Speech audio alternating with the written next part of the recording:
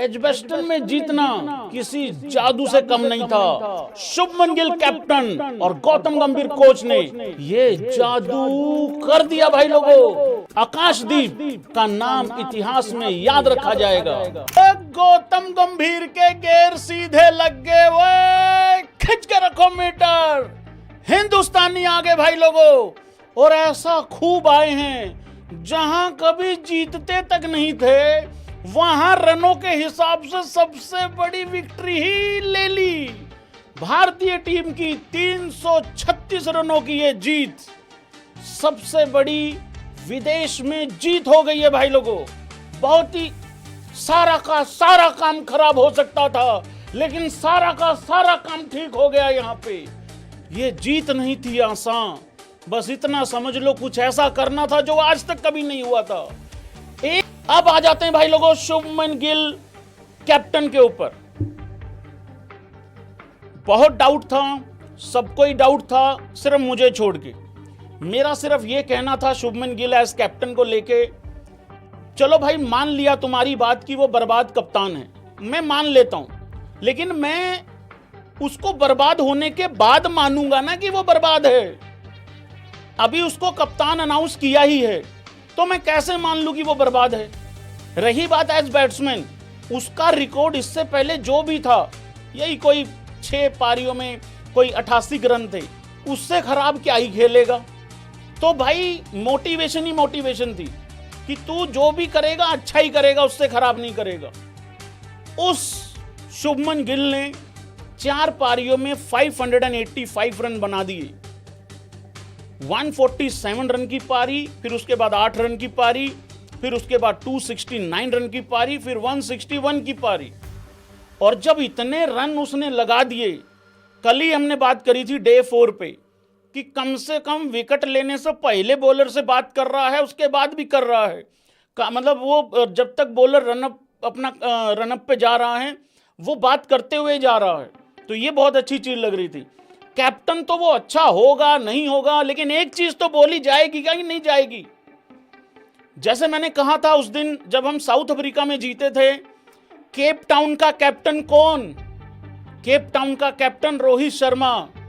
वहां पे भी हमारा बहुत ही खराब मामला था, लेकिन वहां हम वो टेस्ट मैच जीते रोहित शर्मा की कप्तानी में। आज एजबेस्टन में ये चीज बोली जाएगी कि एजबेस्टन का कैप्टन गिल, ये बोलना पड़ेगा क्या, बोलना ही बोलना है। वो कप्तान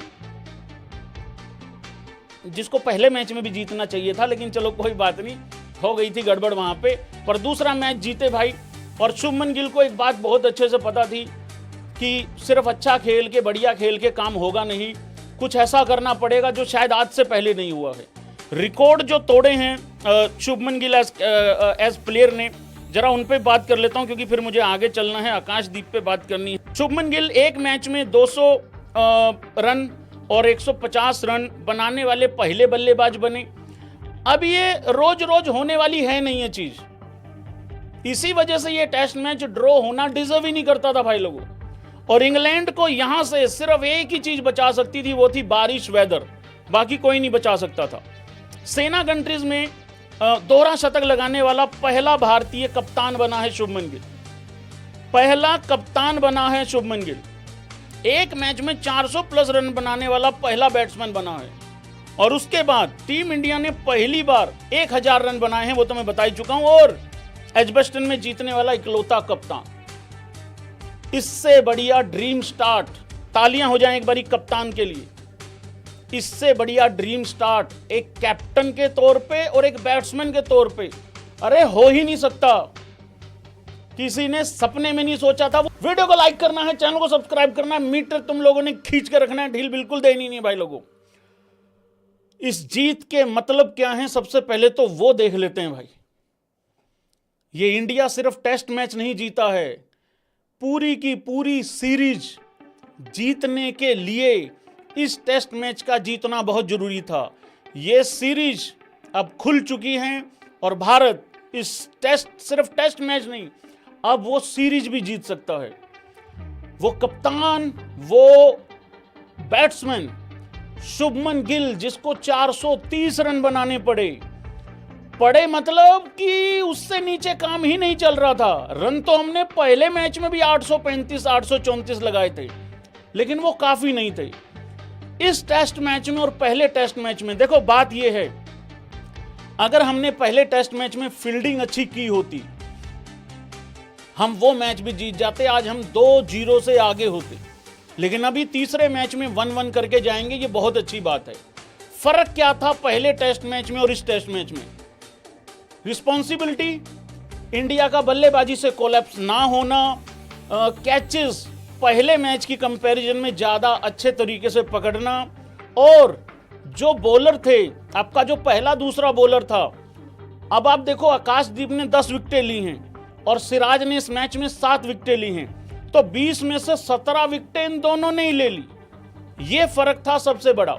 और बाकी की जो 3 विकेटें थी वो भारी पड़ गई प्रसिद्ध कृष्णा की 1 विकेट। देखिए पार्टनरशिप ब्रेक हुई है वहां पे, 1 विकेट वाशिंगटन सुंदर की और 1 रविंद्र जडेजा की। तो वो 3 मतलब सबका कोई ना कोई कंट्रीब्यूशन है, चाहे बल्ले से हो चाहे बॉल से हो, उस तरीके से, उस हिसाब से। बाद में बातें रह जाएंगी। मैं सबसे पहले यहां अब गौतम गंभीर एरा की बात कर लेते हैं भाई लोगों। भगवान का लाख लाख शुक्र है भाई लोगों, गौतम गंभीर एरा में टेस्ट क्रिकेट में भाई लोगों कुछ फाइनली जाके अच्छा हुआ है। आज से पहले सिर्फ हमने इतना ही अच्छा किया था कि हमने बांग्लादेश को जीजी एरा में हरा रखा है, बस। इससे ज्यादा कुछ अचीव नहीं कर रखा टेस्ट क्रिकेट में। चैंपियन ट्रॉफी जरूर जीते हुए हैं एज कोच गौतम गंभीर की, एज प्लेयर तो पता ही है तुमको 2007 वर्ल्ड कप और 11 वर्ल्ड कप, हाँ वो वाली दुकान मत खोल लेना आप।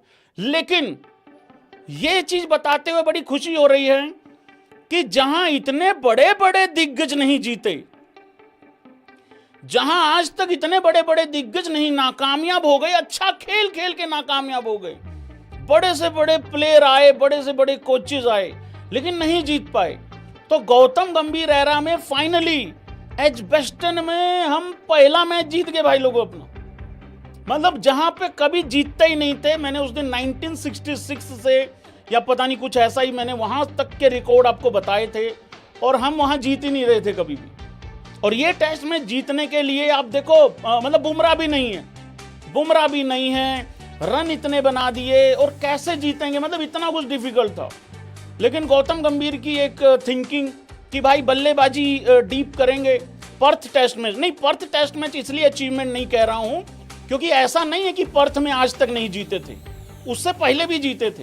तो पर्थ वाली अचीवमेंट जो है वो नहीं है, वो आप समझ नहीं रहे हो चीज को। लॉकडाउन किड्डो वाली बात नहीं करनी है। बात यह है कि एजबेस्टन नहीं जीतते थे कभी भी। पर्थ में तो उससे पहले भी जीते होंगे, आई होप, मेरे हिसाब से तो जीते ही होंगे। और हाँ, वो भी बहुत बड़ी अचीवमेंट थी। लेकिन वो अलग बात है कि बाकी 4 मैचों में घंटा कुछ नहीं हो पाया उसके बाद। लेकिन ये अचीवमेंट बहुत बड़ी है भाई लोगों। और गौतम गंभीर का जो एक सोच था कि भाई ये टुल्लो ने विकेट जो है वो बल्लेबाजी का दे रखा है, एक काम करो बल्लेबाजी डीप करो। लेकिन अभी भी लगता है कि विकेट, देखो भगवान का लाख लाख शुक्र है कि देखो रोज रोज ये हर बार हर मैच में कोई एक प्लेयर 430 रन नहीं बनाएगा। अभी भी एक बॉलर थोड़ा सा हमें और मतलब खिलाना चाहिए है, ताकि वो 40 रन 35 रन का जो लालच है उसको छोड़ के एक प्रॉपर फास्ट, एक प्रॉपर स्पिनर खिला दो कुलदीप टाइप, उस तरीके से, तो वो ज्यादा बढ़िया रहेगा सोच। बस ये चीज गौतम गंभीर को ठीक करनी, बाकी ओके रिपोर्ट है, कोई टेंशन वाली बात है नहीं है। अब आते हैं आकाशदीप। पहली पारी 4 विकेटें, रन कितने दिए थे आकाशदीप ने वहां पे? 88 रन। उसके बाद दूसरी पारी 99 रन, विकेटें ली हैं 6, ओवर दोनों मिला के पारियों में 21 प्लस 20 करीब करीब मतलब 41.2 41.1 ओवर डाला है। रन टोटल 187 समथिंग कुछ हुआ है, शायद 187 समथिंग। 10 विकेटें निकाली हैं भाई। देखो मुझे नहीं पता वो मोहम्मद शामी है कि नहीं है, लेकिन Mohammad Shami kind of bowler जरूर है। ज्यादा उतावला नहीं होता, अपना जो काम है एक टप्पा पकड़ के बॉल डालता रहता है, और बस उसके बाद जो होगा अगली कहानी अगली बात। बल्लेबाजी में भी वो अपना थोड़ा सा रुक के खड़ा हो जाता है जब उसको ऑप्शन मिलेगा, चांस मिलेगा। उसने ऑस्ट्रेलिया में भी बताया था, वो करके फॉलो ऑन अवॉइड करवाया था। तो भाई आकाशदीप ने कमाल कर दिया। और आकाशदीप ने बेसिकली ये भी बताया है आज कि मैं किसी की गैर हाजिरी में खेलने वाला बॉलर हूं नहीं, मेरे को तुम लोग मजबूरी में मत खिलाओ। और मैं तो एक बात और कह रहा हूं, इसको भी थोड़ा सा पॉजिटिव लेना चाहिए भाई। अगर कोई तुमको मजबूरी में मौका दे रहा है ना, तो फिर ऐसा परफॉर्मेंस दे दो कि उसकी मजबूरी बन जाए कि तुम्हें उसके बाद फिर उसको खिलाना ही पड़े। अगले मैच में बुमराह वापस आएगा, शुभमन गिल ने कंफर्म कर दिया। और जब वो वापस आ जाएगा तो फिर अपना बाहर कौन जाएगा भाई।